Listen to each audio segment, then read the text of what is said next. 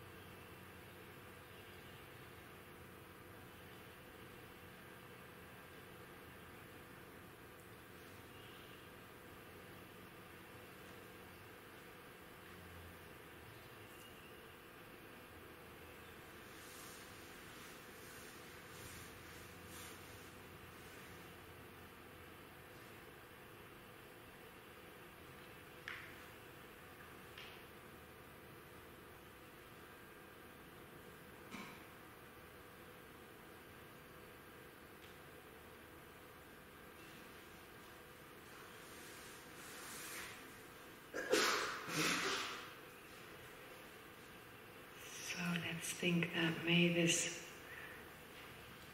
session become the cause for us to fully rely on the Buddha jewel as well as the Sangha jewel,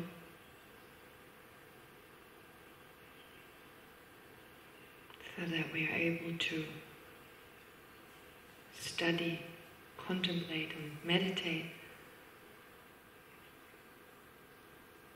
on the Dharma of Scripture.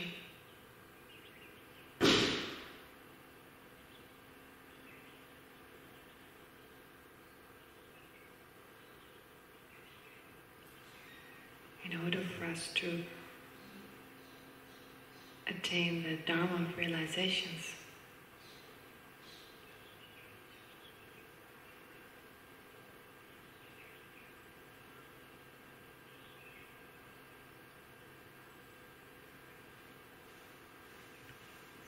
we become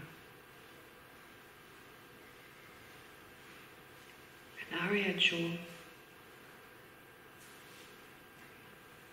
and eventually a Buddha jewel,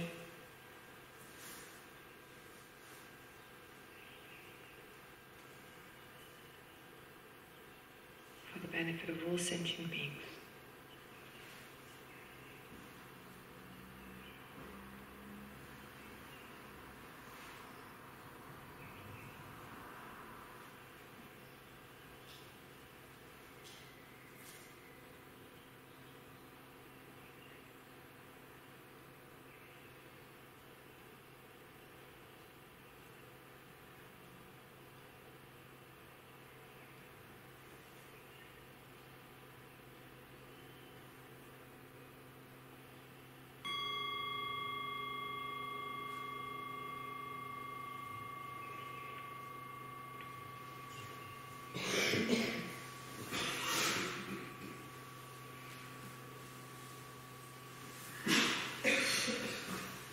Session stops at 7:25, right?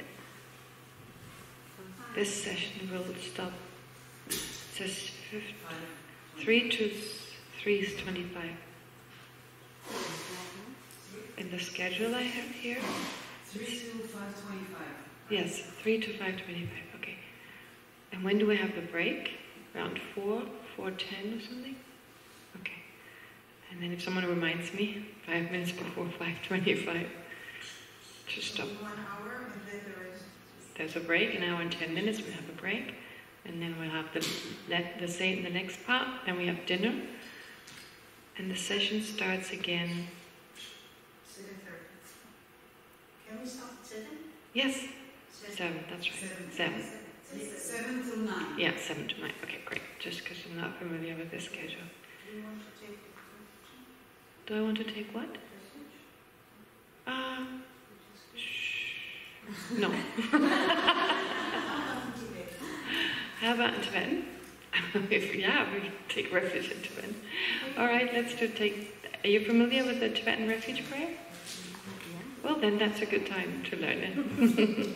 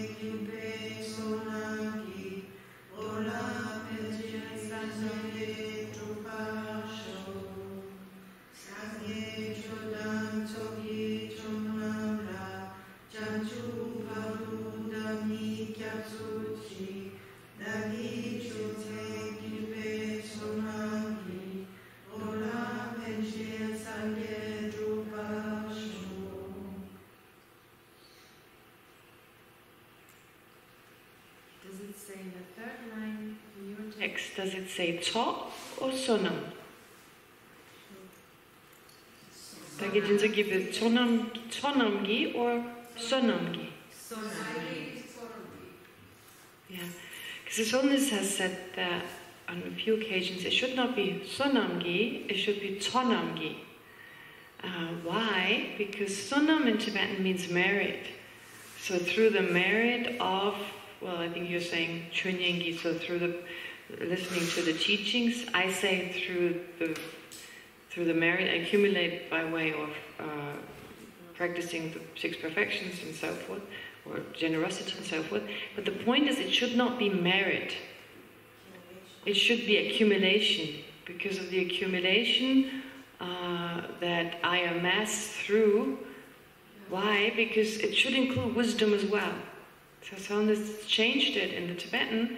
Instead of saying Dagi Jinso Gibe Sonamgi, through the power or by way of the merit I accumulate, it should be by way of the accumulation I amass through, because then you have wisdom and merit both. Not that you noticed. It's not like, oh, that's wrong.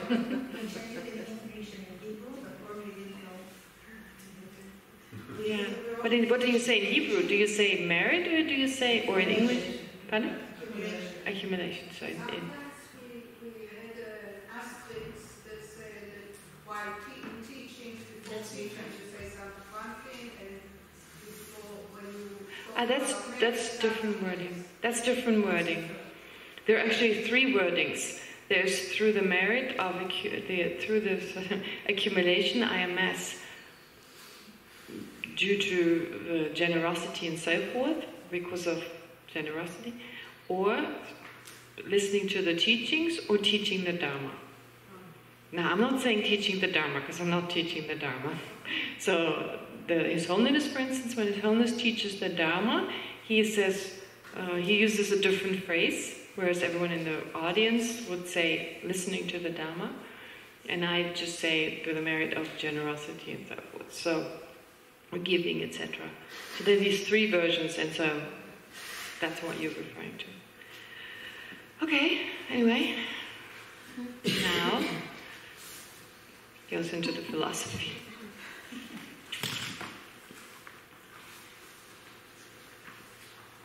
And the way this is presented,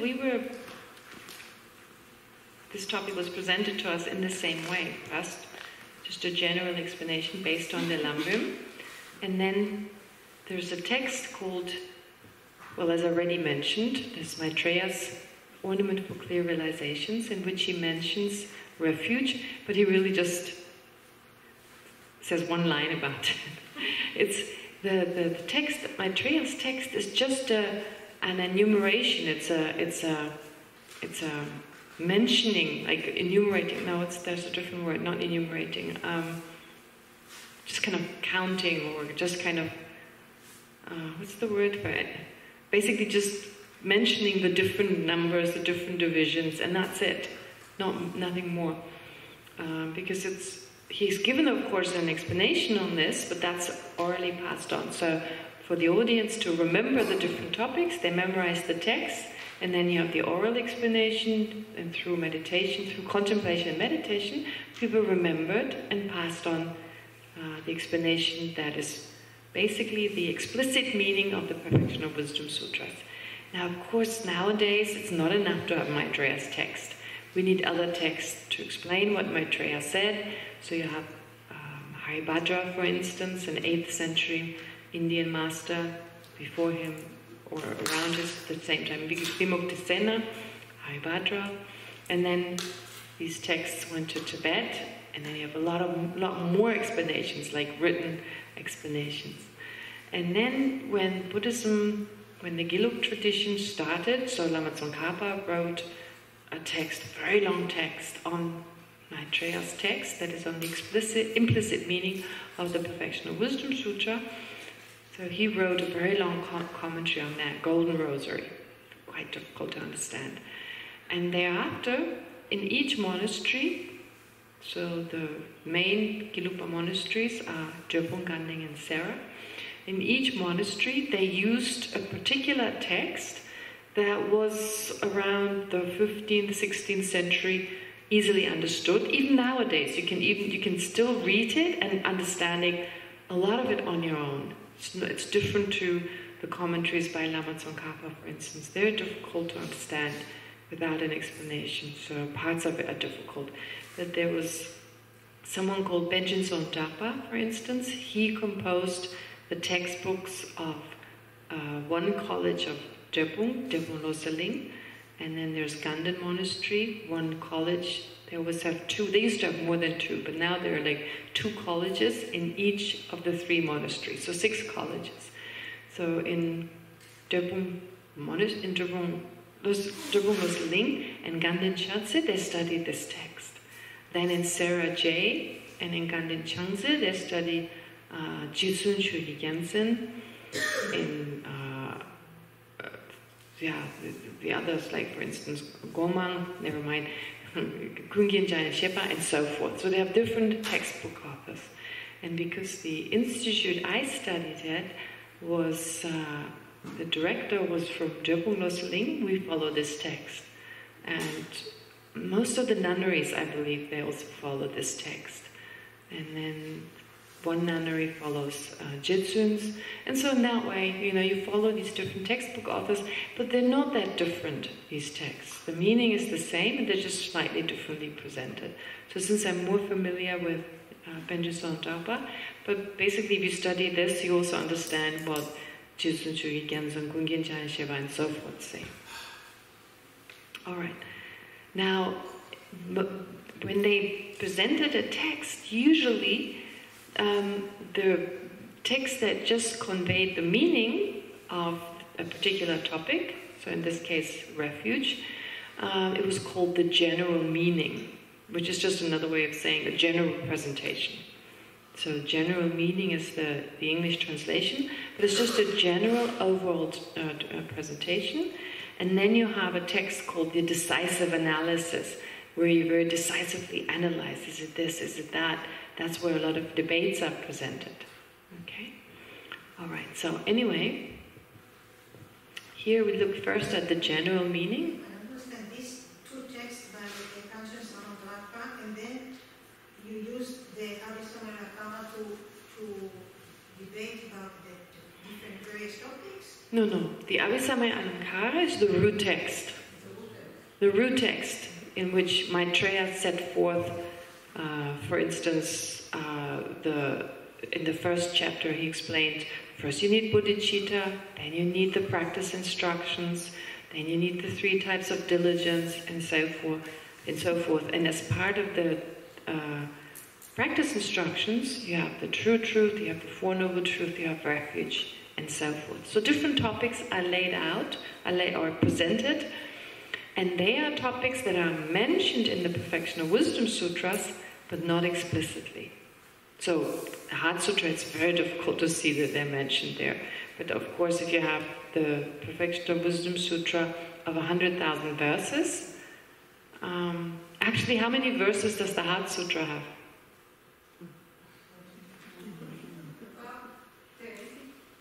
About 25. There's a way in which you calculate, I mean, it's prose, it's not written in verse, but still the number of verses, or the number of words are equal to 25 verses. That's why it says at the very beginning, I don't know what that says in your translation. Does it say at the very beginning, one section? This is one section. Does it say at the very beginning? Because it says in Tibetan, it first pays homage to the Perfection of Wisdom herself, and then it says Bambuchik, which means one section, and one section in Tibetan consists of 25 verses. And they put this there, the translators added this. Why? Because there was concern that someone may add or omit something to the original text. So if it says one section, that's a certain length of text, so you can't add and you can't omit something, because otherwise it won't be one section. Not that anyone really checks, this is still one section. But possibly, it could have possibly happened. So that's why it says Pambo kind of means section, Chik means one, so one section. And that equals 25 verses, roughly. But 25 verses versus 100,000. So you can tell it's a very short text. Then usually when we study the Perfection of Wisdom Sutras, there are three main sutras that everything is based on. The longest one is the one of 100,000 verses, then there's the one of 20,000, and then the one of 8,000. So you have three different versions that are your main kind of source text.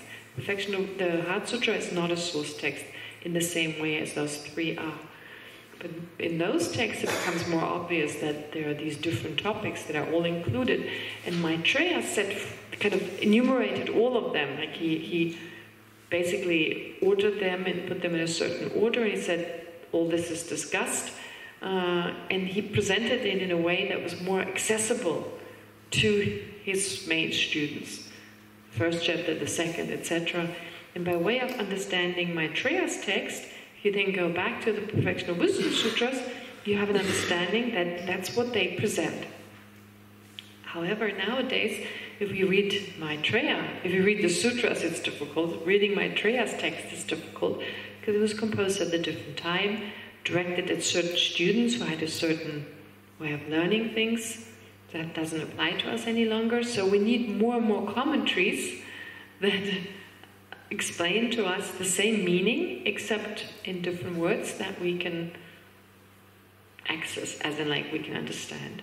So Penja Tsongtapa, his text, although it's really quite old, 500 something years old, nonetheless it's still used, it can still be read, people can still understand it. So that text, the general meaning gives you a general sense, and the decisive analysis, that has debates in it. And it's called decisive analysis because in the general presentation, you're a little bit vague, you're not that precise. With Refuge, that's not, it's pretty precise even in the general meaning, but there are other texts, with the True Truth, for instance, where, or even the Four Noble Truths, where in the general meaning they're presented more generally, but in the decisive analysis, they're very exactly, very precisely, decisively defined, so that they don't overlap. Okay? Anyway, so there's like a, if you read, well, anyway, I did put something together on the Four Noble Truths, I think. Didn't I? Yes. Yeah, so you find it in that text, for instance. But here, of course, we're only focusing on the objects of refuge. So first you have the general meaning, we go through that first, and then later on you have the decisive analysis. I didn't literally translate it, because parts of it, they're not helpful. I mean, the way it's presented, sometimes it can be a little odd. If I literally translated it, it'd be too hard. But basically it talks about the 3 topics of refuge, or the 3 objects of refuge, by way of 5 subtopics. The necessity for presenting 3 objects of refuge in the scriptures, identifying the nature or the meaning of those 3, the difference between conventional and ultimate refuge, the meaning of the word jewel, and how one should take refuge. So parts of it we already discussed, parts of it we haven't. So the necessity for the presentation of 3 objects of refuge in the scriptures. Now this is quite different from what we had before. For instance, in the Uttara Tantra, it talks about 3 objects of refuge. In Maitreya's other text, Uttara Tantra, not the ornament for clear realization. Uttara Tantra is just another way of saying sublime continuum. So in that text, he gives an analogy. The 3 objects of refuge are like, the Buddha is like the doctor, the Dharma is like the medicine, and the Sangha is like the nurse. In Tibet there are no real nurses, like the person who's with you, who kind of looks after you when you're sick. So I guess in the West, in a hospital, that would be a nurse, or anyone looking after you. Even in India, the nurses don't do as much as they do in the West, because it's your relatives. They have to cook for you. Caregiver. Pardon? Caregiver. Yeah, like a caregiver. Yeah, that's a good word. Okay, so the necessity for positing the Buddha jewel as an object of refuge. And so here, it's talking not from the point of view of this analogy, but from the point of view of 3 types of practitioners. So to just talk about it, say it right from the beginning, it's from the 3 objects of refuge are from the point of view of 3 types of practitioners, in the sense that although for everyone it's true, the main object is really the Dharma, but that being the case, still there's more emphasis for one person on the Buddha, for one person on the Dharma, and for one person on the Sangha. So for the Bodhisattva, it is Buddhahood, and or Buddha. That's the main object of refuge, and it is the Dharma in the continuum of the Buddha. Okay? So the Dharma in the continuum of a Buddha, you can talk of 2.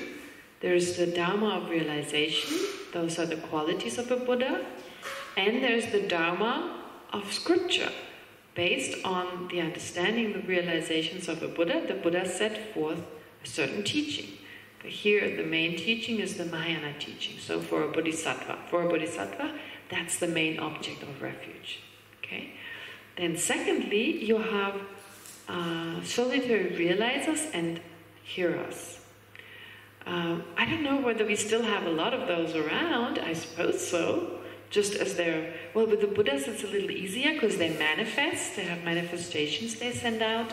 With hearers and solitary realizers, they don't really send out manifestations. It's like there are already hearers, the solitary realizers. They don't have to be hearers and solitary realizer arhats. They can be practitioners on the Hinayana path. Either they're on that path as in striving towards becoming self-liberated, becoming liberated, or they've already reached that state. And because their main emphasis is not to benefit others. Of course, they have incredible love, incredible compassion. In fact, have you heard of the term great compassion? Great compassion? What is great compassion? For sentient beings. No. What? For all sentient beings? Compassion for all sentient beings. Oh, wishing for all sentient beings to be free from sufferings. I use the word Hinayana practitioners, I should say practitioners of the Pali tradition, it's just harder to say. But do Hinayana practitioners have great compassion? That kind of compassion. Do they have the wish for all sentient beings to be free from suffering? I think so. I do. There is this argument, we did debate that, for instance.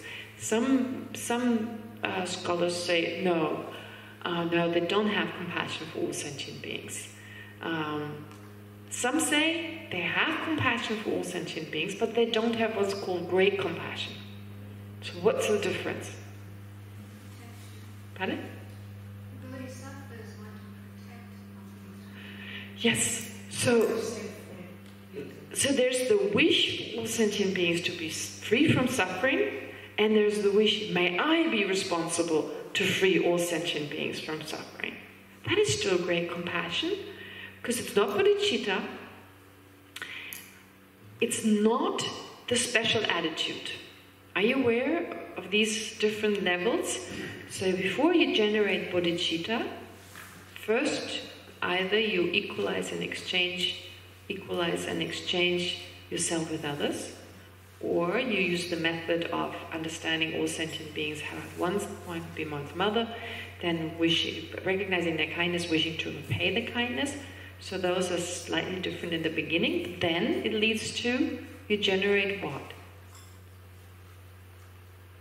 What is the next step? Yungichamba, affectionate love. Affectionate love, seeing all sentient beings as endearing, as lovable, that feeling of closeness towards all sentient beings.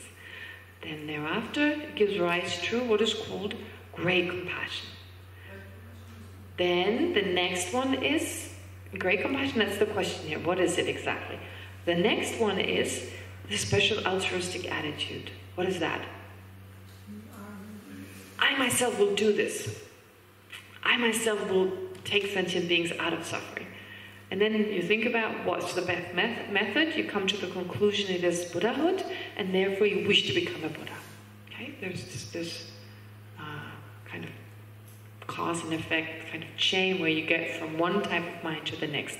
Now the question is, if great compassion is not the mind that merely wishes for all sentient beings to be free from suffering, because heroism and solitude realize as habit, and it's also not the altruistic attitude, I myself will do it. What is there in between? What is there? What is great compassion that distinguishes the mind that merely wishes for all sentient beings to be free from suffering? And then that is not that mind that merely wishes for all sentient beings to be free from suffering, but it's also not the mind that says, I myself will do this. What's there in between? I thought it was like being omniscient in order to know. No, let's just first, what could be in between? What could be in between thinking, may all sentient beings be free from suffering? I'll do it. I wish I could do it.